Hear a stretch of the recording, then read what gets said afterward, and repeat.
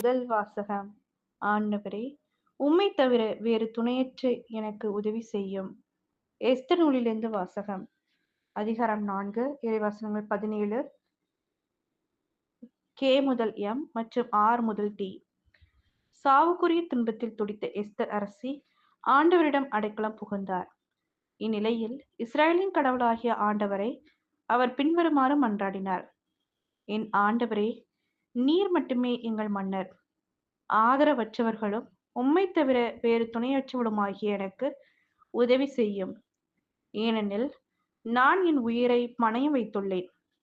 ஆண்டவரே, நீர் எல்லா இன்னல்களிலிருந்தும் இஸ்ரேலை தேர்ந்தெடுத்தீர் என்றும் அவர்களின் மூதாதையர் அனைவரிடமிருந்தும் எங்கள் முன்னோரை என்றென்றைக்கும் உம் உரிமை சொத்தாக தெரிந்தெடுத்தீர் என்றும் நீர் அவர்களுக்கு வாக்களித்ததை எல்லாம் நிறைவேற்றினீர் என்றும் நான் பிறந்த நாள் தொட்டு என் குலத்தாரும் குடும்பத்தாரும் சொல்ல கேட்டிருக்கிறேன். ஆண்டவரே, எங்களை நினைவு கூரும். எங்கள் துன்ப வேளையில் உம்மையே எங்களுக்கு வெளிப்படுத்தும். தெய்வங்களுக்கெல்லாம் மன்னரே, அரசுகள் அனைத்துக்கும் ஆண்டவரே, எனக்கு துணிவை தாரும்.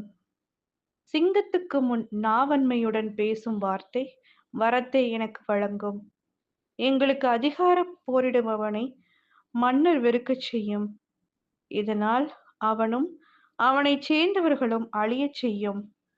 ஆண்டவரே, மது கைவன்மையால் எங்களை காப்பாற்றும். ஆதரவற்றவளும் உம்மை தவிர வேறு துணையற்றவளுமாகிய எனக்கு உதவி செய்யும். இது ஆண்டவரின் அருள்வாக்கு. இறைவா, உமக்கு நன்றி. நற்செய்தி வாசகம். கேட்போர் எல்லாரும் பெற்றுக்கொள்கின்றனர். மத்தேயு எழுதிய தூய நற்செய்தியிலிருந்து வாசகம். அதிகாரம் 7, இறைவசனங்கள் 7 முதல் 12. அக்காலத்தில் இயேசு தம் சீடரை நோக்கி கூறியது: கேளுங்கள், உங்களுக்கு கொடுக்கப்படும். தேடுங்கள், நீங்கள் கண்டடைவீர்கள்.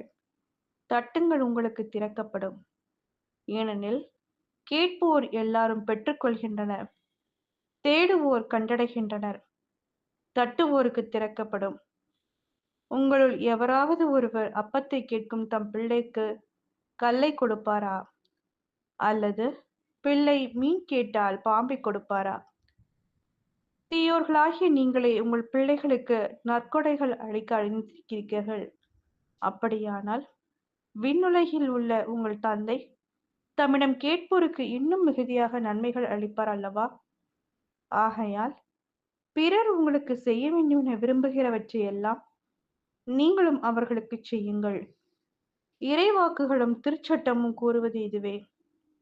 இது கிறிஸ்துவின் நற்செய்தி. கிறிஸ்துவே, உமக்கு புகழ்.